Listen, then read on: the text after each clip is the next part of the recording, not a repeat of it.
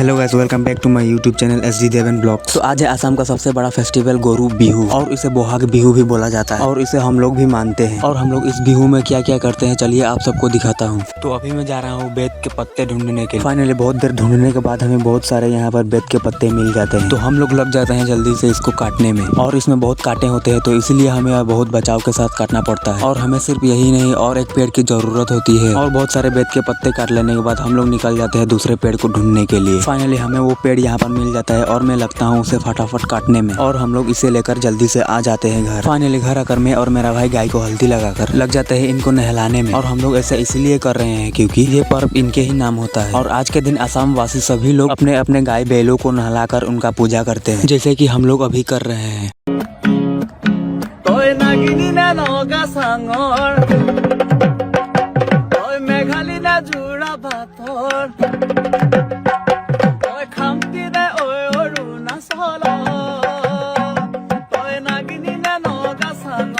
Meghalina jura pator